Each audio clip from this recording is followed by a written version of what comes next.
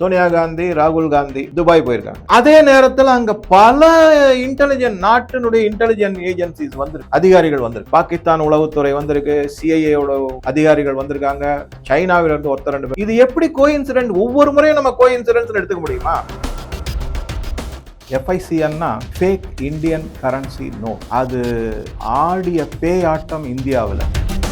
அதுக்கு அடுத்தது அஜய் சன்யால் அப்படிங்கிற கேரக்டரை தமிழ் நடிகர் மாதவன் செஞ்சிருக்காரு. மாதவன் வந்து ராக்கெட்ரின்னு ஒன்று செஞ்சார். நம்பி நாராயண பத்தின உண்மைகள் எல்லாமே அந்த படத்துல வெளிவந்து. இப்போ அடுத்தது இந்த படத்துல. வணக்கம் நண்பர்களே. பல நாட்களாக பலவிதமான அசம்பாவிதங்கள் மற்றும் கிட்டத்தட்ட ஒரு 10 வருடங்களாக FICN அது ஆடிய பேயாட்டம் இந்தியாவில். FICன்னா ஃபேக் இந்தியன் கரன்சி நோட். இதை பத்தி எல்லாம் பல வருஷங்களா படிச்சு அப்பப்ப குறிப்பு எடுத்து வச்சுக்கிட்டே இருந்தோம். எந்தெந்த நிகழ்வுகள்னு ஒரு லிஸ்ட் பார்த்துருவோம். FICN அதனால ஏற்பட்ட பல நிகழ்வுகள். முதல்ல வந்து ஜம்மு காஷ்மீர்ல கல் எடுத்து நம்மளுடைய பாதுகாப்பு துறை மீது, வீரர்கள் மீது தொடுக்கப்பட்ட தாக்குதல், அது ஒண்ணு. அதுக்கப்புறமா பாத்தீங்கன்னாக்கா திடீர்னு அங்கங்க மிகப்பெரிய அளவிலான மசூதிகள் முளைத்து வருவது. அதே மாதிரி இஸ்லாமியர்கள பல பேர் வந்து திடீர்னு ஒரு பல கோடிக்கு அதிபர்களாகவும் பணக்காரர்களாகவும் ஆனது. அதை விட இன்னொரு முக்கியமான விஷயம் என்ன அப்படின்னு பாத்தீங்கன்னா, பலவிதமான இந்தியாவின் மேல நடத்தப்பட்ட தாக்குதல். அது பக்கத்து அண்டை நாடான பாகிஸ்தான்ல இருந்துதான் காரணம் எல்லாமே தெரிஞ்சு. சமீபத்திய உதாரணம் பெஹல்காம். அதற்கு அதாவது 2014க்கு முன்னாடி பாத்தீங்கன்னா பல நிகழ்வுகள் நடந்திருக்கு. மும்பையில மட்டுமே கிட்டத்தட்ட 4-5 நிகழ்வுகள் நடந்து வெடிலாம் வெடிச்சிருக்கு. தாஜ் ஹோட்டல 26/11 அது வந்து தாக்குதலுக்கு உள்ளானது. இந்த மாதிரி பல விஷயங்கள் நடந்திருக்கு. ஊரி, அதுக்கப்புறம் புல்வாமா, இது போன்ற பல நிகழ்வுகள் நடந்திருக்கு. இது எல்லாத்துக்குமே மூல காரணமா எதை சொல்றாங்கன்னா இந்த ஃபேக் இந்தியன் கரன்சி நோட் அப்படிங்கிறது தான். இப்ப என்ன ஆயிருக்குன்னா, 2 நாளைக்கு முன்னாடி துரந்தர் அப்படின்னு ஒரு ஹிந்தி படத்தை பார்த்தேன். சாதாரணமா நான் சினிமா பார்க்கக்கூடிய ஆள் கிடையாது, ரொம்ப ரேர். சின்ன வயசுல இருந்தே எனக்கு அந்த பழக்கம் ஏற்படல. சில படங்கள் பார்த்திருக்கேன் ஒரு இதனால, அதுக்காக ஜீரோ அப்படின்னு நான் சொல்ல முடியாது. சில படங்கள் பார்த்திருக்கேன். சரித்திர பேக்ரவுண்ட் இருக்கிற மூவிஸ்லாம் நிறைய பார்ப்பேன். ஆங்கிலம், ஹிந்தி, தமிழ், எதா இருந்தாலும். தமிழ்ல சில படங்கள் பார்த்தேன். சரி, இப்ப இந்த துரந்தர் படத்தை பத்தி நான் பார்த்த உடனேயே எனக்கு அப்படியே மனசுல நான் சேகரிச்ச தகவல்கள் எல்லாம் ஒரு ரீல் மாதிரி அப்படியே ஓடிக்கிட்டே இருந்தது. எத்தனை படிச்சிருக்கோம், எத்தனை புஸ்தகம் படிச்சிருக்கோம், எத்தனை ஆர்டிகிள் படிச்சிருக்கோம், எவ்வளவு குறிப்பு எடுத்து வச்சிருக்கோம், இதை என்னைக்காவது இது உபயோகப்படுமா அப்படின்னு நினைச்ச போது இந்த துரந்தர் சினிமா இருக்கு இல்லைங்களா, அது ஒரு தூண்டுகோலாக எனக்கு அமைந்திருக்கு. துரந்தர் அப்படிங்கிறது ஹிந்தி வார்த்தைக்கு சரியான தமிழ் அர்த்தம் என்னன்னா துணிச்சல் மிக்கவர் அப்படின்னு நம்ம எடுத்துக்கலாம். இந்த துரந்தர் படம் எதை பத்தினது அப்படின்னு பாத்தீங்கன்னா, இந்த பல அசம்பாவிதங்கள், முதல்ல குறிப்பா வந்து FICN fake Indian currency note Pakistan எப்படி அதை திறமையாக அச்சடித்து இந்தியாவுக்குள்ள கொண்டு வந்து நுழைச்சு செஞ்சிருக்காங்க. அதை வந்து அதே அந்த ஃபேக் கரன்சியை எப்படி வந்து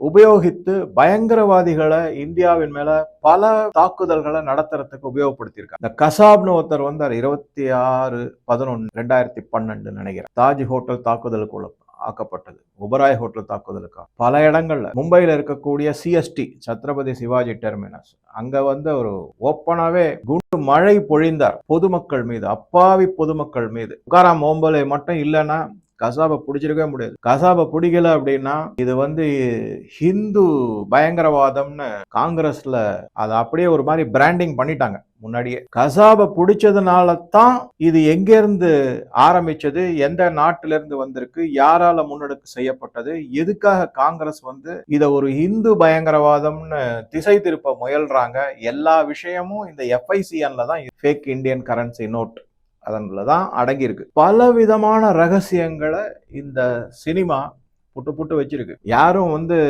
தயங்காதீங்க. என்னுடைய சஜஷன், அந்த படத்தை போய் பாருங்க. ஹிந்தி புரியலன்னு வருத்தமே படாதீங்க. ஏன்னா சப்டைட்டில் கீழே இங்கிலீஷ்ல வருது, ஈஸியா புரிஞ்சுக்கலாம். அதை படிக்க நீங்க புரிஞ்சுக்கலாம். குறிப்பா யாரெல்லாம் எந்தெந்த மாதிரி ஒரு ரோல்லாம் எடுத்திருக்காங்க அப்படின்னு பாத்தீங்கன்னா, தமிழ் நடிகர் மாதவன் அஜித் தோவலுடைய கதாபாத்திரத்தை அவர் எடுத்து செஞ்சிருக்காரு. அது ஒண்ணு. அதுக்கப்புறம் இந்தியாவினுடைய உளவுத்துறை மூலமாக ரன்வீர் சிங் அங்க போய் இருக்காருங்கிறத பாக்குறோம். அவர் ஒரு முக்கியமான ரோல் செஞ்சிருக்காரு. அவர் தான் ஹீரோ. அது மாதிரி அதை தவிர அல்டாஃப் கானானி, ஜாவேத் கானானி பிரதர்ஸ்னு அவங்க தான் இந்த நோட்டை பிரிண்ட் பண்ணி அங்க இருக்கக்கூடிய டி கம்பெனின்னு சொல்லக்கூடிய பயங்கரவாதிகள் அவங்க வந்து இந்தியாவில இருந்து தான் அங்க போய் தஞ்சம் அடைஞ்சிருக்காங்க. அதன் மூலமாக இந்த நோட்டெல்லாம் பரப்பப்பட்டது இந்தியாவில். அவங்கள பத்தி சொல்லியிருக்கு. அதை தவிர பலூச் பத்திய செய்திகள்லாம் இருக்கு. இந்த படத்துல மிக மிக முக்கியமான கேரக்டர் யாரெல்லாம் செஞ்சிருக்காங்க அப்படின்னு பார்த்தோம்னா, முதல்ல நமக்கு வர்றது வந்து இந்த ஹீரோ ரன்வீர் சிங் அப்படின்ற ஹிந்தி நடிகர். இவர் வந்து ஹம்சா அலி மசாரி அப்படின்னு ஒரு பெயர்ல ஒரு கதாபாத்திரத்தை அவர் தான் எல்லாம் முன்னெடுத்து செய்யறாரு. நல்லா நடிச்சிருக்காரு. அதுக்கு அடுத்தது அஜய் சன்யால் அப்படிங்கிற கேரக்டரை தமிழ் நடிகர் மாதவன் செஞ்சிருக்காரு. மாதவன் வந்து ராக்கெட்ரின்னு ஒன்று செஞ்சார். நம்பி நாராயணனை பத்தின உண்மைகள் எல்லாமே அந்த படத்துல வெளிவந்து இப்ப அடுத்தது இந்த படத்துல இவர் அஜய் சன்யான்ல பேர்ல அந்த படத்துல அவருடைய பேர் இருந்தாலும் இவர் ஏற்று நடிக்கப்பட்டுள்ள ரோல் வந்து அஜித் தோவல், இந்தியாவின் நேஷனல் செக்யூரிட்டி அட்வைசர், அவருடைய ரோலை செஞ்சிருக்காரு. அதுக்கு அடுத்ததா வந்து எஸ்பி சௌத்ரி அப்படின்னு superintendent of police SP Chaudhary Aslam அப்படிங்கிற அது வந்து சஞ்சய் தத்தை செஞ்சு. அக்ஷய் கண்ணா, ரஹமான் டெக்காய்ட் அப்படின்னு டெக்காய்ட் அப்படின்வாங்க. டெக்காய்ட்னாக்க கொள்ளைக்கூட்டர், கொள்ளையர் அப்படின்னு அர்த்தம். அது வேற மாதிரி எடுத்துக்கலாம். ஆனா அவர் ரஹமான் பலூச் அப்படின்னு தான் சொல்லிப்பாரு. ஏன்னா அவர் பலூச்சிஸ்தான் சேர்ந்தவர். ஆனா விலை போய் விடுகிறார் சமயத்துல. அது பார்க்கலாம் நீங்க. அதுக்கப்புறம் மிக இன்னொரு முக்கியமான ரோல் யாரு அப்படின்னு பாத்தீங்கன்னா அர்ஜுன் ராம்பால்.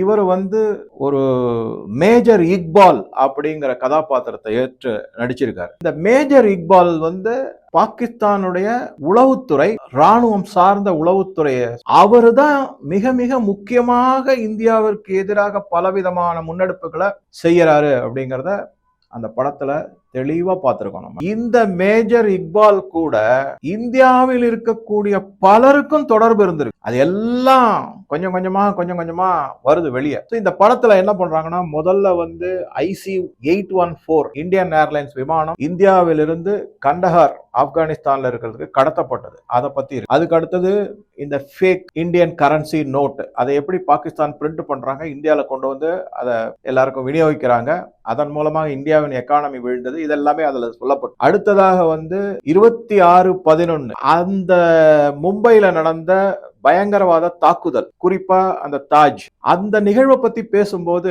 ஒரிஜினல் கான்வர்சேஷன் என்னென்னலாம் ரெக்கார்டு பண்ணியிருந்தாங்களோ, அதாவது தாக்குதலுக்கு உள்ளான அப்பாவி மக்கள் சில பேர் அதுல வந்து வெளிநாட்டவர் வந்து தங்கியிருந்தாங்க, டூரிஸ்ட் மாதிரி வந்திருந்தாங்க. அதை தவிர பல யூதர்கள், அவங்களுக்கு செக்யூரிட்டி போர்சஸுக்கு பிரஸ்ல இருந்து ஒருத்தர், ஒரு லேடி பர்கா தத், இவங்களுக்கெல்லாம் நடந்த கான்வர்சேஷன் எல்லாத்தையுமே அப்படியே அந்த படத்துல ரெக்கார்ட் பண்ணி இதெல்லாம் ஒரிஜினல் அப்படின்னு சொல்லி ரெக்கார்ட் பண்ணி காமிக்கிறாங்க. சோ இது வந்து தெளிவா ஒரு உண்மையை வெளியில கொண்டு வந்திருக்குன்னு தான் சொல்லணும். சமீபத்துல இந்த மாதிரி படங்கள் நிறைய வந்தது. முதல்ல நம்ம காஷ்மீர் ஃபைல்ஸ் பார்த்தோம். அதுல வந்து எப்படி இஸ்லாமியர்கள் வந்து காஷ்மீரி பண்டிட்டுக்கு எதிராக தொடுக்கப்பட்ட மிக ஒரு கேவலமான கொடூரமான தாக்குதல். அதே மாதிரி அடுத்தது வந்தீங்கன்னா கேரளா ஸ்டோரி வந்து, அதுக்கப்புறம் சாவா அப்படிங்கிற படம், அதுல அவுரங்கசீப் நடத்திய அட்டூழியங்களை பத்தி, இந்தியாவிற்கு எதிராகவும் இந்துக்களுக்கு எதிராகவும் நடத்திய அட்டூழியங்கள் எல்லாத்தையும் பார்த்தோம். அடுத்ததா வந்து இப்ப பெங்கால் ஃபைல்ஸ்னு ஒண்ணு எடுத்திருக்காரு. காஷ்மீர் ஃபைல்ஸ் யார் எடுத்தாரோ அதே டைரக்டர் ப்ரொடியூசர் தான் இதையும் எடுத்திருக்காரு, விவேக் அக்னிஹோத்ரி. ஆனா அந்த பெங்கால் ஃபைல்ஸ் வந்து வெஸ்ட் பெங்கால்ல திரையிடப்படாமல் தடுக்கப்பட்டு வந்து, இப்ப இது வந்து இந்த துராதர் துணிச்சல் மிக்கவர். இதுல வந்து துணிச்சல் மிக்கவரா யார சொல்றாங்கன்னா அந்த ரன்வீர் சிங்கை தான் சொல்றாங்க. ஹம்சா அலி மசாரி அவரை தான் சொல்றாங்க. அதை தவிர பலவிதமான அந்த படத்தை நீங்க பாத்தீங்கன்னா ஒரு முழுமையான புரிதல். இப்ப நான் என்ன செய்யலாம் அப்படி இருக்கேன்னா, இந்த வீடியோல முதல்ல ஃபேக் இந்தியன் கரன்சி நோட் அந்த டாபிக்ல இந்த வீடியோல பல தகவல்களை உங்க கூட ஷேர் பண்றதா. இது வந்து ஒரு மிக மிக பெரிய அளவிலான ஒரு ஸ்டோரி. அதனால இதை ஒரு சில பாகங்களாக பதிவிடலான்னு இருக்கேன். தயவு செஞ்சு என்னுடைய தாழ்மையான வேண்டுகோள், முழு வீடியோவையும் பாருங்க. இந்த ரெண்டு மூணு பாகங்களையும் பாருங்க. இத்தனை நாள் வரைக்கும் நம்ம கிட்ட மறைக்கப்பட்ட பல உண்மைகள் உங்களுக்கு தெரிய வரும். எப்பேற்பட்ட ஒரு கேவலமான அரசியல்வாதி தீவிரவாதிகள் இந்த நாட்டை ஆண்டிருக்காங்க, நம்மள ஆட்சி செஞ்சிருக்காங்க, இந்த நாட்டை வந்து படுகுழியில தள்ளி இருக்காங்க தங்களுடைய சுயநலத்துக்காகவும் சுய லாபத்துக்காகவும் அப்படிங்கிறது தெள்ள தெளிவா புரிய வரும். நம்ம பல விஷயங்கள் நம்ம கிட்ட இருந்து மறைக்கப்பட்டுள்ளது. அது எல்லாமே இதுல கண்டிப்பா உங்களுக்கு நல்ல ஒரு புரிதல் ஏற்படும். இந்த 2-3 பாகங்களையும் என்னுடைய தாழ்மையான வேண்டுகோள் பாருங்க. அதுக்கப்புறமா நீங்க போய் இந்த படத்தையும் பாத்தீங்கன்னா இந்தியாவை பத்தின ஒரு இமேஜ் உங்களுக்கு எப்படி இருந்திருக்கு, இப்ப அது எப்படி கொண்டு வரப்பட்டிருக்கு, மீட்டெடுக்கப்பட்டுள்ளது அப்படிங்கிறது தெள்ள தெளிவா புரியும். இந்த வீடியோக்குள்ள இருக்கக்கூடிய என்னென்ன விஷயங்களை ஷேர் பண்ண போறோம். முதல்ல நான் சொன்ன மாதிரி எப்படி ஆரம்பிக்குது இந்த FICN ஃபேக் இந்தியன் கரன்சி எப்ப ஆரம்பிச்சது? 2004ல UPA அரசு ஆட்சிக்கு வந்தாங்க. 2005ல இருந்தே இந்த கள்ள நோட்டுகள் புழக்கத்துக்கு வர ஆரம்பிச்சிடுச்சு. இதனுடைய பின்னணி என்ன அப்படின்னு பார்த்தோம்னா, இது 2006ல தான் ரொம்ப அதிகமா சூடு பிடிக்க. எப்படி வந்தது, ஏது வந்தது? அதாவது இந்த கள்ள நோட்டுக்கும் நல்ல நோட்டுக்கும் வித்தியாசமே கண்டே பிடிக்காத அளவுக்கு இத ஒரு திறமையாக செயல்பட்டு அச்சடித்து விநியோகிக்கப்பட்டுள்ளது, புழக்கத்தில் விடப்பட்டு. எப்படி அப்படின்னு பார்த்தோம்னா 2006 அந்த காலகட்டத்தில் நிதி அமைச்சராக இருந்தவர் திரு ப. சிதம்பரம் அவர். அதே மாதிரி அரவிந்த் மயாராம் அப்படின்னு இவர் தான் முக்கியமான ஆளு. ஏன்னா இவர் பேர்ல இப்ப சமீபத்தில் 2023ல FIR ஃபைல் பண்ணிருக்காங்க, கேஸ் போட்டிருக்காங்க. அது அப்புறமா பார்க்கலாம், அவரை பத்தி தனியாவே பார்க்கலாம். அரவிந்த் மயாராம் அவர் வந்து ஜாயிண்ட் செக்ரட்டரியா இருந்திருக்கு ஃபைனான்ஸ் மினிஸ்ட்ரி. அதுக்கப்புறம் அசோக் சாவ்லா அப்படிங்கிற அவர் வந்து அடிஷனல் செக்ரட்டரியா இருந்திருக்காரு. இந்த 3 பேர் மிக மிக முக்கியமானவர். என்ன செஞ்சிருக்காங்க அப்படின்னா, இவங்க வந்து RBI அதை தவிர அதன் கீழ் இயங்கக்கூடிய பணம் அச்சடிக்கும் கம்பெனி அது தனியா இருக்கு, மின்ட். அதுல வந்து ஒரு புதுசா ஒரு கம்பெனி ஆரம்பிச்சிருக்காங்க, security printing and minting corporation of India, SPMCIL அப்படின்னு ஒரு கம்பெனி ஆரம்பிச்சிருக்கு. அந்த கம்பெனிக்கு வந்து என்ன செஞ்சிருக்காங்கன்னா, செக்யூரிட்டி பிரிண்டிங் பேப்பர் SPP அப்படிங்கிற பேப்பரை பிரிட்டிஷ் கம்பெனியான டேலாரூ DELARU டேலாரூ அப்படிங்கிற ஒரு கம்பெனில இருந்து அந்த கம்பெனி தான் பிரிண்டிங் மிஷினை கொடுத்திருக்கு. இது மிகப்பெரிய கம்பெனி, பல 10 ஆண்டுகளாக கரன்சி நோட்டு பிரிண்ட் பண்றதுக்காக ஏற்படுத்தப்பட்ட கம்பெனி. அதுல பல விதமான டெக்னாலஜி எல்லாம் அட்வான்ஸ் லெவல்ல இருந்து இந்த கம்பெனில தான் இவங்க வந்து இந்த கம்பெனி என்ன அப்படின்னா, இந்த டேலாரூ வந்து இந்தியாவுக்கு மட்டுமல்ல பல நாடுகளுக்கும் இருக்கக்கூடிய அந்த நாட்டினுடைய கரன்சியை பிரிண்ட் பண்ணக்கூடிய சென்ட்ரல் பேங்க்குக்கு இவங்க தான் அந்த மெஷின்லாம் வித்திருக்கு. ஆனா ஒவ்வொரு நாட்டுக்கும் ஒரு மாதிரி இருக்கும். அதை எப்படி சொல்றாங்கன்னா, கிட்டத்தட்ட 23 வகையான டிஃபரண்ட் டிசைன் எட்ச்டு பிளேட்ஸ் அப்படின்னுவாங்க. அந்த பிளேட் கிடைக்கிறதுங்கிறது ரொம்ப கஷ்டம். அது ரொம்ப டாப் சீக்ரெட். அது மிக மிக கான்பிடென்ஷியல், ரகசியமாக வைக்கப்பட்டது. அது வந்து finance minister, finance secretary, RBI governor, இந்த மாதிரி ஒரு சில கமிட்டி இருக்கு, அவங்களுக்கு மட்டும்தான் அது தெரியும். இந்த கம்பெனில இருந்து இந்தியா பிரிண்டிங் மெஷின் போன்றவெல்லாம் வாங்கியிருக்கு. இதை தவிர இன்னும் ஒரு கம்பெனி இருக்கு, அது வந்து சுவிட்சர்லாந்துல இருக்கு. இந்த சுவிட்சர்லாந்துல வந்து நீங்க வந்து கூகுள் பண்ணி பாத்தீங்கன்னா சுவிட்சர்லாந்துல அந்த கம்பெனி இல்லைன்னு வரும். ஆனா அது ஒரு சிஸ்டர் கம்பெனி மாதிரி சுவிட்சர்லாந்துல இருக்கு. அந்த கம்பெனி பேரு இதே தான், டேலா. 1960ல அங்க ஆரம்பிச்சாங்க. ஆனா பிரிட்டன்ல அதுக்கு முன்னாடியில இருந்தே அந்த கம்பெனி இருக்கு. டேலாரூ ஜியோரி அப்படின்ற பேர்ல சுவிட்சர்லாந்துல இருக்கு. இவங்க இங்கு போன்ற வகைகள், அந்த மாதிரி இன்னும் சில இதெல்லாம் இவங்க எடுத்து செய்யறாங்க, வருது, அதை விற்கிறாங்க, மற்ற நாடுகளுக்கு கொடுக்கப்படுகிறது. இப்ப என்ன முக்கியமான பாயிண்ட் அப்படின்னு பாத்தீங்கன்னா, இந்த டேலாரூ கம்பெனில இருந்து பேப்பர், நான் சொன்ன மாதிரி அது எல்லாமே ஸ்பெஷல் பேப்பர், அது எல்லாமே பேப்பர், இங்கு 23 வகையான வேறு விதமான எட்சிங் பிளேட் அப்படின்னு சொல்லுவாங்க. எட்ஜ் பிளேட் ஆர் எட்சிங் பிளேட் அப்படின்னு சொல்லுவாங்க.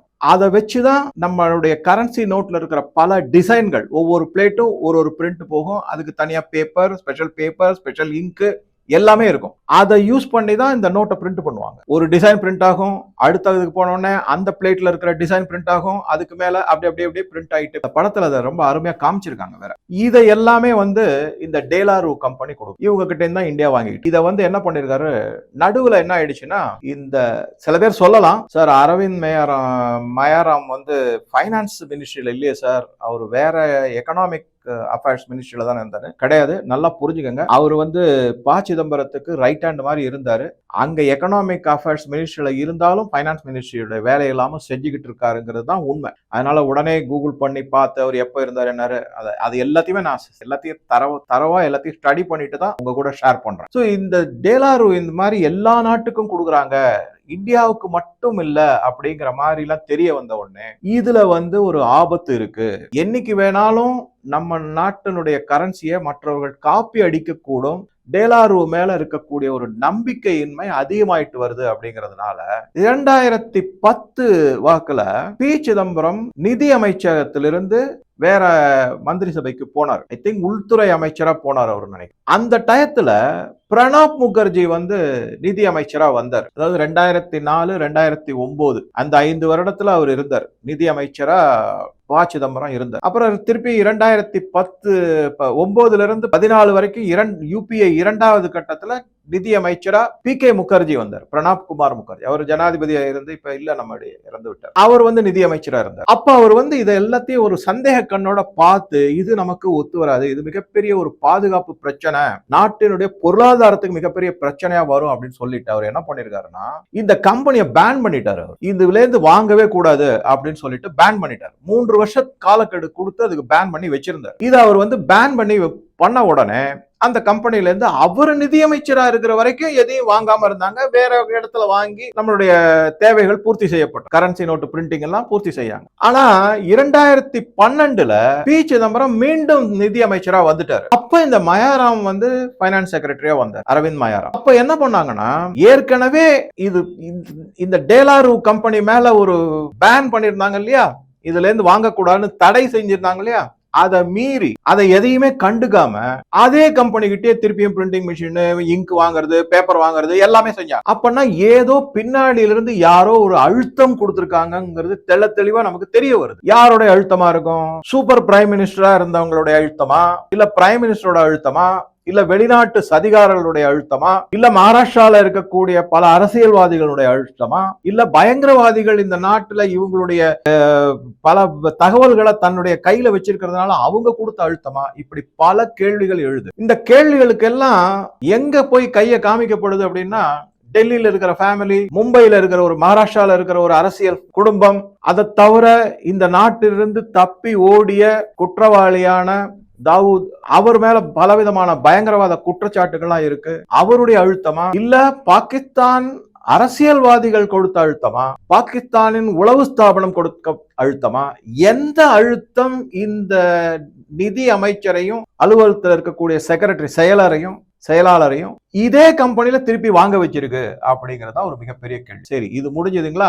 இது இப்படியே போயிட்டே இருக்கு. இந்த டயத்துல என்ன பண்ணிருக்காங்கன்னா 2014 வந்துருச்சு. அதுக்கு முன்னாடி இந்த மெஷினை வித்துட்டாங்க. அதாவது இந்த மெஷினை எப்ப வித்திருக்காங்க, இது பழசாயிடுச்சு சொல்லிட்டு பிரிண்டிங் மிஷினை 2005லயே இது வித்துட்டாங்க. ஆக்சுவலா அந்த மாதிரி விற்க கூடாது. என்ன பண்ணிருப்பானோ, நார்மலா என்ன ப்ரொசீஜர் கைட்லைன்ஸ் படி என்ன பண்ணிருக்காங்க, அந்த மாதிரி ஒரு தரம் ஒரு மிஷின் கண்டம் ஆயிடுச்சு, அது ரிப்பேர் ஆயிடுச்சு, அதனுடைய காலம் முடிஞ்சு போச்சு அப்படின்னா ஒவ்வொரு அந்த மெஷின், அதை தவிர ஒவ்வொரு முறை பிரிண்டிங் செய்யும் போது அதற்காக வாங்கப்பட்ட ஸ்பெஷல் பேப்பர், அதற்காக வாங்கப்பட்ட ஸ்பெஷல் இங்க், இதை எல்லாத்தையும் அந்த கமிட்டி, நான் சொன்னேங்களா, நிதி அமைச்சர், செயலர், அதுக்கப்புறம் ஆர்பிஐ கவர்னர், இவங்க கண் முன்னாடி அந்த கமிட்டிக்கு முன்னாடி எல்லாத்தையும் அப்படியே டெஸ்ட்ராய் பண்ணணும். எரிச்சோ இது பண்ணியோ ஏதோ அது ஒண்ணும் இல்லாம ஆக்கிடணும். அப்புறம் புதுசா டிசைன் எல்லாம் வரணும். இந்த மாதிரி புதுசா டிசைன் வர்றதுக்கு தான் இவங்க புதுசா என்னப்பா எப்படி செய்வாங்கன்னா, டிசைன் மட்டும் இல்ல, புதுசா சீரியல் நம்பர் கொடுப்பாங்க. முன்னெல்லாம் பாத்தீங்கன்னா இந்த நம்பர்னுடைய சைஸ் ஒரே மாதிரி இருக்கும். இப்பெல்லாம் பாத்தீங்கன்னா சின்னதுல இருந்து பெருசா போற மாதிரி சைஸ்லாம் இருக்கும். இது மாதிரி டிசைனை மாத்திக்கிட்டே இருப்பாங்க. அப்பதான் கள்ள நோட்டு அச்சடிப்பதை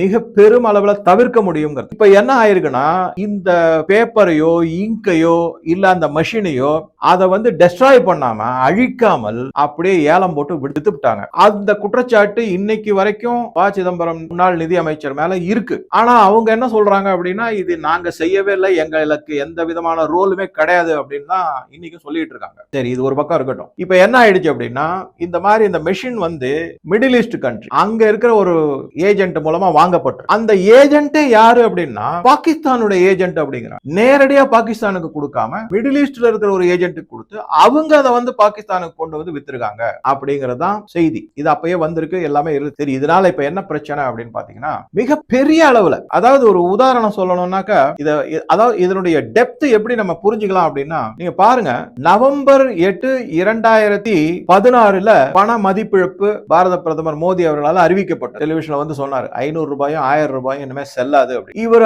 அதை வந்து பல தகவல்கள்லாம் நான் படிக்கும் போது இது வந்து ஒரு எக்ஸ்ட்ரீம் ஸ்டெப், வேற வழியே இல்லாம செஞ்சிருக்காங்க. எதனால அப்படின்னா இந்தியாவினுடைய பொருளாதாரம் அதல பாதாளத்துல வீழ்ச்சி அடைஞ்சிட்டு வந்திருக்கு. அதனாலதான் நீங்க 2012, 13, 14 அந்த காலகட்டத்தில் பாத்தீங்கன்னா இந்தியாவினுடைய நிலை ஃப்ரெஜைல் 5ல வந்து நின்னுடுச்சு. அதாவது நொறுங்கி விழக்கூடிய 5 பொருளாதார நாடுகள்ல இந்தியாவும் ஒன்று அப்படின்னு வந்து நின்னுடுச்சு. அந்த மாதிரி இருக்கும்போது என்ன செய்யறதுன்னு தெரியல. அதே மற்றொரு ஆங்கிள் பார்த்தோம்னா பாகிஸ்தானுடைய பொருளாதாரம் வளர்ச்சி அடையாரம். எப்படி வளர்ச்சி அடைய ஆரம்பிச்சிருக்கு? எல்லாம் இந்த கள்ள நோட்டு தான். அவங்க அங்க பிரிண்ட் பண்றாங்க. அதை பிரிண்ட் பண்ணி என்ன பண்றாங்கன்னா முதல்ல அது துபாயோ இல்ல அந்த மாதிரி ஒரு சில நாடுகளுக்கு போகுது. அங்கிருந்து அது என்ன பண்றாங்கன்னா நேபாளுக்கு வருது. நேபாள்ல இருந்து இந்தியாவில் இருக்கிற பார்டர் வழியா உள்ள வருது. ஆரம்ப கட்டத்துல கொஞ்சம் கொஞ்சமா இருந்தது. காலப்போக்குல பெரிய பெரிய கண்டெய்னர்ல வர ஆரம்பிச்சு 2 முறை மும்பைல 2 கண்டெய்னர் ஃபுல்லா 500 ரூபாயும் 1000 ரூபாயும் 40 ஃபீட் கண்டெய்னர்ல அது நீங்க யோசிச்சு பாருங்க. அது உள்ள எவ்வளவு பணம் அடுக்க முடியும் அப்படிங்க. அதை பிடிச்சிருக்காங்க. இதையெல்லாம் பிடிச்சும் கூட அப்ப வந்து சிபிஐ அதிகாரியாக இந்த உளவுத்துறை அதிகாரியாக அஜித் தோவல் இருந்திருக்காரு. அவர் இதை பத்தின ஃபுல் இன்வெஸ்டிகேஷன் பண்ணணும், விசாரணை எல்லாம் செய்யணும், இதை பார்க்கணும் அப்படின்னு சொன்ன போது அவர் தடுக்கப்பட்டுள்ளார். அவருக்கு வந்து என்ன சொல்லியிருக்காங்கன்னா இது அரசியல் விஷயம், இந்தியாவினுடைய மான பிரச்சனை, வெளிநாட்டுல வந்து இந்தியாவினுடைய மதிப்பு குறையும், கள்ள நோட்டு கூட அவங்களால கண்டுபிடிக்க முடியாத அளவுக்கு அப்படிங்கிற மாதிரி எல்லாம் சொல்லி, அதை தவிர அந்த படத்திலேயே என்ன சொல்றாங்கன்னா இதை நம்ம வெளியில எடுத்து அரசியல்வாதிகள் வந்து அதுல கிளியரா சொல்றாங்க ஒரு மந்திரியும் அவருடைய மகனும் துபாய் சென்று இந்த நிகழ்வுகள்லாம் நடவடிக்கைகள்ல ஈடுபட்டு இருக்காங்கன்னு அந்த படத்துல கிளியரா சொல்றாங்க. ஆனா என்ன ஆகும்? பி சிதம்பரம் நிதி அமைச்சரா அந்த காலகட்டத்தில் இருந்தனால அவர் மேல ஒரு குற்றச்சாட்டு வரும் போது அவங்க வந்து ரொம்ப சடுதியில தப்பிச்சுக்கிற அளவுக்கு எல்லா ஏற்பாடையும் பண்ணி வச்சிருக்காங்க. இந்த பணத்தை எல்லாம் எப்படி இவங்க கொண்டு வந்தாங்க என்னங்கிறத வேற வீடியோல நான் ஒரு மாதிரி உங்க கூட டிஸ்கஸ் பண்றேன். சோ ஆக மொத்தத்துல என்ன ஆயிருக்குன்னா பாகிஸ்தான் கள்ள நோட்டை இந்தியாவில கொடுத்துட்டு அதுக்கு பதிலா நல்ல நோட்டை இன் டாலர்ல வாங்கியிருக்காங்க. அப்ப அவங்களுடைய பொருளாதாரம் வளர்ச்சி அடையும். இந்த கள்ள நோட்டெல்லாம் இங்க எதுக்காக பயன்படுத்தப்பட்டுன்னா ஜம்மு காஷ்மீர்ல நடந்த பல அசம்பாவிதங்கள், கல்லெறிதல், பாதுகாப்பு படையினர் தாக்குவது, அதை தவிர பலவிதமான பயங்கரவாதிகளுடைய செயல்கள், அந்த பணத்தை வச்சு டாலர்ல பாகிஸ்தான் சம்பாதிச்சு அந்த டாலரை வச்சு பல ஆயுதங்களை வாங்கியிருக்கு. இந்த ஆயுதங்கள் எல்லாம் சில அந்த சினிமால நான் பார்த்த சில காட்சிகள்லாம் நான் ஏற்கனவே படிச்சது இப்ப விஷுவலா பார்க்கும்போது அதனுடைய எஃபெக்ட் இன்னும் அதிகமா இருந்தது. எனக்கு ரொம்ப வருத்தப்பட்டேன். நான் நாட்டை கூறு போட்டு வித்திருக்காங்க, கொடுமையான நடவடிக்கையில் ஈடுபட்டிருக்காங்க, பல விதமான சொபஸ்டிகேட்டட் ஆயுதங்களை வாங்கி பயங்கரவாதிகளுக்கு கொடுத்திருக்காங்க. அவங்கள வந்து இந்தியா உள்ள அனுப்பி பலவிதமான தாக்குதல்களை நடத்திருக்காங்க. இது எல்லாத்துக்கும் இந்த பணம் பயன்பட்டு இருக்கு. சரி, இந்த மாதிரி எல்லாம் வரும்போதுதான் இதை எப்படியாவது எடுத்து முன்னெடுத்து இதை கண்டுபிடிச்சு ஏதாவது செய்யணும் அப்படின்ற முனைப்புல இறங்குறாங்க. அதனாலதான் என்ன ஆயிடுச்சு அப்படின்னா அது எதுவுமே செய்ய முடியாத ஒரு சூழ்நிலை இருக்கு. நான் சொன்ன மாதிரி அரசியல்வாதிகள்ல வந்து நீங்க ஏதாவது செஞ்சீங்கன்னா குறிப்பா அவங்க என்ன சொல்றாங்கன்னா நேபாளில இருந்து பீகார் மற்றும் யூபி போற பார்டர் அது வழியா அந்த பணம் உள்ள வந்துருச்சு. அது வந்து சமூக விரோதிகள், இந்த நாட்டுக்கு எதிராக செயல்படக்கூடிய சில மத அடிப்படைவாதிகள் கையில போய் சேர்ந்திருக்கு. அவங்க ரொம்ப ஸ்ட்ராங்கா இருக்காங்க, அரசியல் செல்வாக்கோட தான் இது நடந்திருக்கு. அவங்களுடைய ஆசீர்வாதம் இல்லாம இது நடப்பதற்கான சாத்தியக்கூறுகளே கிடையாது. இப்ப அவங்க மேல நம்ம கைய வச்சு பிடிச்சோம்னா அதை அப்பயே மத கலவரமா மாற்றி இந்தியாவையே சின்னாபின்னப்படுத்திடுவாங்க அப்படிங்கிற டயலாக்லாம் வருது. அஜித் தோவலே சொல்றாரு, பேசாம காம குவைட்டா இருந்து நமக்கென்று ஒரு காலம் வரும், இந்த வார்த்தையை யூஸ் பண்றாரு. நமக்கான காலம் வரும் வரை நாம வந்து பொறுமையா இருந்து செய்ய வேண்டியதான், வேற வழியே கிடையாது. ஏன்னா எல்லாமே நம்ம மேலேயே திருப்பி விடப்படும் அப்படிங்கிற மாதிரி சொல்லியிருக்காரு. இந்த இடத்துல ஒரு முக்கியமான செய்தியை நான் சொல்றேன். மும்பை போலீசார் வந்து அஜித் தோவலை அரெஸ்ட் பண்ணிருக்காங்க ஒரு காலகட்டத்தில். ஏன்னா பல ரகசியங்களை அவர் வெளியில சொல்லறதுக்கு, அதை பத்தின இன்வெஸ்டிகேஷன் செய்யறதுக்கு, விசாரணைகள்லாம் செய்யறதுக்கு புறப்பட்ட போது, கையில எடுத்த போது அவர் மேல வேண்டுமென்றே சில குற்றச்சாட்டுகளை வச்சு மும்பை போலீசார் அஜித் தோவலை கைது செய்துள்ளார்கள். இதெல்லாம் இருக்கு, ரெக்கார்டு இருக்கு எல்லாத்துக்கும். அதுக்கப்புறம் அவர் வெளியே வராரு. அந்த மாதிரி அவர் சொல்லும் போது அந்த படத்துல நமக்கான காலம் வரும், அஜய் சன்யால் அப்படிங்கிற ரோட்ல வராரு. அப்பதான் இந்த காலம் வருது. 2014 மோடி வராரு. 2016 தவிர்க்கவே முடியாம பல விதமான திட்டங்கள்லாம் வகுக்கப்படுகிறது. எப்படியாவது தடுக்கணும் தடுக்கணும் தடுக்கணும் செய்ய முடியல. ஏன்னா ஒண்ணு வந்து இத வந்து பாராளுமன்றத்திலேயே மோடி அவர்கள் அறிவிச்சிருக்கார். இத பத்தி நான் ஏதாவது பல உண்மைகளையும் விஷயங்களையும் சொன்னா உலக அரங்குல இந்தியாவினுடைய மதிப்பு கடுமையாக வீழ்ச்சி அடையும். கேவலமான நாடு அப்படின்னு பார்ப்பாங்க. ஆஃப்டர் ஆல் உங்களால ஒரு கரன்சியை காப்பாற்ற முடியல, கள்ள நோட்டு பிரிண்ட் பண்ணி விட்டுட்டு இருக்கீங்க. அது எது கள்ள நோட்டு எது நல்ல நோட்டுன்னே கண்டுபிடிக்க முடியல அப்படிங்கிறது உங்களுக்கு அந்த திறமை கூட இந்தியாவுக்கு இல்ல அப்படிங்கிற ஒரு நிலைமை வரும். அப்படி அதனாலதான் நான் எதையுமே வெளியே சொல்லல. நான் வாயை திறந்து சொன்னா ரொம்ப ரொம்ப அவமானமா இருக்கும், பெரிய ஆபத்து அப்படிங்கிற இதுல அவர் ஒரு மாதிரி பட்டும் படாம சொல்லிட்டு விட்டுட்டார். இந்த டிமானிட்டேஷனை பத்தி குயோமறைன்னு கத்துறாங்க. எதனால அப்படின்னா எல்லார் கையிலயும் அந்த 500 ரூபாயும் 1000 ரூபாயும் மாட்டி பல அரசியல்வாதிகள் அல்ல, சில அரசியல்வாதிகள் தகுடுதத்தம் பண்ணி மாட்டிட்டாங்க, அதை மாத்தி எடுத்துட்டாங்க. அதெல்லாம் பலவிதமான டிரான்சாக்ஷன், குறிப்பா cooperative credit society, cooperative sugar mills, cooperative banks, அது தவிர ஊர் பேரே தெரியாத பல மக்களுடைய பேர்ல மிக அதிக அளவுல பண பரிவர்த்தனை பேங்க் அக்கவுண்ட்ல, அதுக்கப்புறமா பெனாமி நேம்ஸ்ல வச்சு அது அப்புறம் எடுத்துக்கிறது, இத மாதிரி பல விஷயங்களும் நடந்து முடிஞ்சிருச்சு. அதனால என்ன பண்ணிட்டாங்கன்னா, தனக்கான காலம் வரும் போது என்ன ஒரு முன்னெடுப்பு செய்யப்பட்டதுன்னா கம்ப்ளீட்டா பணம் மதிப்பிழப்பு தான். இங்க குறிப்பா மிக மிக முக்கியமான ஒரு செய்தி என்ன அப்படின்னு பாத்தீங்கன்னா, கானானி பிரதர்ஸ், அல்டாஃப் கானானி, ஜாவேத் கானானி, 2 பேர் இவங்க தான் இந்த பணத்தை பிரிண்ட் பண்றாங்க. அந்த மெஷினை அது படத்துல சொல்றாங்க, நமக்கு எல்லா பிளேட்டும் வந்துரும், 23 பிளேட் எல்லா பிளேட்டும் வந்துரும், வந்த உடனே நம்ம பிரிண்ட் அடிக்க வேண்டியதான். பிரிண்ட் அடிக்கிற இதெல்லாம் காமிக்கிறாங்க. அந்த படம் பண்டல் பண்டலா பெரிய பெரிய ஸ்டாக் அப்படின்னுவாங்களா, அது மாதிரி அடுக்கி வச்சிருக்காங்க கண்டெய்னர்ல ரொப்பறதுக்கு. இந்த கானானி பிரதர் நல்லா கவனிங்க, 8/11/2016 பண மதிப்பிழப்பு அறிவிக்கப்பட்டது. 6/12/2016 ஒரு மாசம் 30 நாட்களுக்குள்ள இந்த கானானி பிரதர் தூக்குல மாட்டி இறந்து போய்விட்டார், தற்கொலை செய்து கொண்டார்கள். இன்னை வரைக்கும் அந்த கேஸ் இருக்கு, அது தற்கொலை இல்ல அப்படி. பாகிஸ்தானுடைய உளவுத்துறை இவங்களை முடிச்சிட்டாங்க அப்படிங்கிற பேச்சு அடிபட்டுக்கிட்டு, அவங்க கூட சேர்ந்து இந்த கள்ள நோட்டு பரிமாற்றம் விநியோகம் எல்லாத்திலையும் ஈடுபட்டவங்க பல பேர் இந்த மாதிரி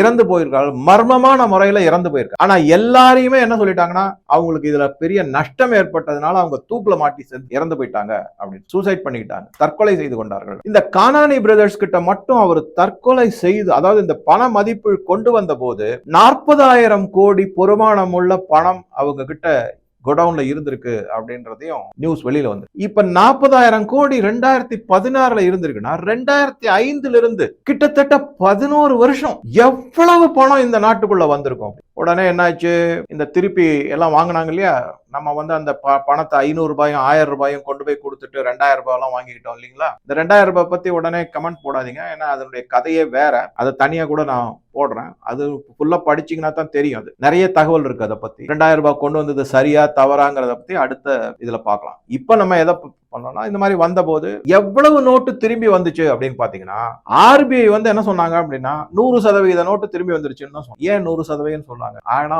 வந்தது 120 130%.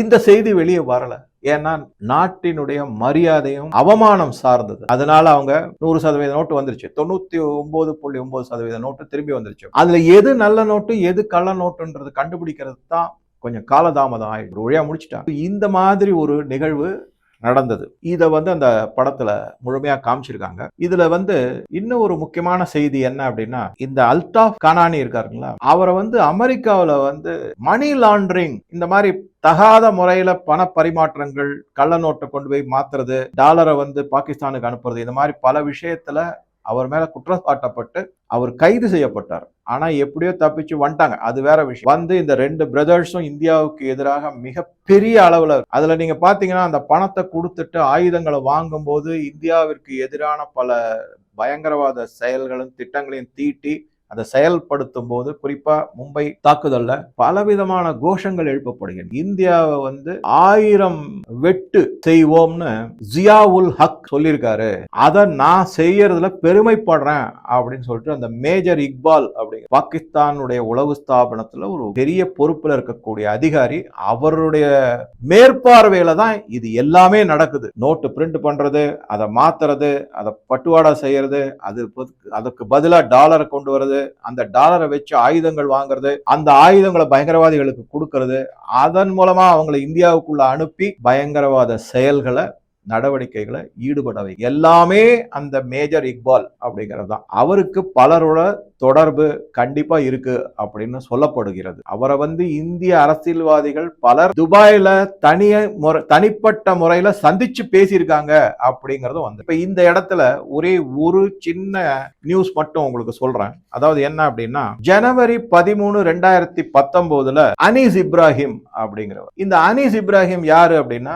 தாவூத் இப்ராஹிம். இவர் இந்தியாவால தேடப்பட்டு குற்றவாளி என்று அறிவிக்கப்பட்ட ஒரு நபர். இவர் மும்பைல நடந்த பல பயங்கரவாத தாக்குதல்கள் இவருடைய கை வண்ணம் தெளிவா இருக்குன்னு ப்ரூவ் ஆயிருக்கு. அவருடைய சகோதரர் இந்த அனீஸ் இப்ராஹிம். இவர் துபாய் போயிருக்காரு. இவர் துபாய் போன போது அதே நாள், அதே 13ஆம் தேதி ஜனவரி 2019 ராகுல் காந்தியும் துபாய் போய். நம்ம உடனே சொல்லலாம், சார் இது என்ன சார் 2 பேர் போறாங்க வராங்க. பட் இது ஒரு நாள் நடந்த கூட நிகழ்வு இல்ல, ஒரு முறை நடந்த நிகழ்வு அல்ல, பல முறை இந்த மாதிரி நடந்திருக்கு. இப்ப போன ஒரு வீடியோல கூட நான் சொல்லிடுறேன், சோனியா காந்தி, ராகுல் காந்தி துபாய் போயிருக்காங்க. அதே நேரத்தில் அங்க பல நாட்டினுடைய இன்டெலிஜென்ட் ஏஜென்சிஸ் அதிகாரிகள் பாகிஸ்தான் உளவுத்துறை சிஐஏ அதிகாரிகள் வந்திருக்காங்க, சைனாவில இருந்து ஒருத்தர் 2 பேர் வந்திருக்காங்க, இங்கிலாந்து கூட வந்திருக்காங்க, துருக்கியில இருந்து வந்திருக்காங்க. இது எப்படி கோஇன்சிடென்ட்? ஒவ்வொரு முறையும் நம்ம கோஇன்சிடென்ஸ் எடுத்துக்க முடியுமா?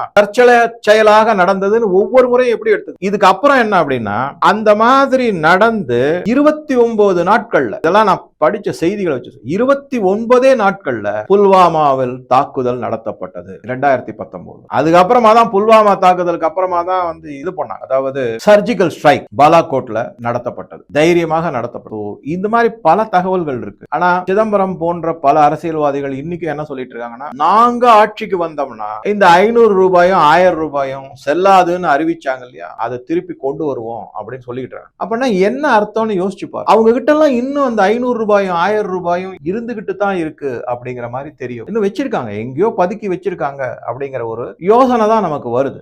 இந்த வீடியோவை பொறுத்த வரைக்கும் வெறும் FICN மட்டும் தான் நான் இதுல டிஸ்கஸ் பண்ணிருக்கேன். உங்க கூட பல தகவல்கள் இந்த FICNலயே அடுத்த பார்ட்டா அரவிந்த் மாயாராம் அவர்களுடைய ரோல், அதை தனி வீடியோ போறேன்.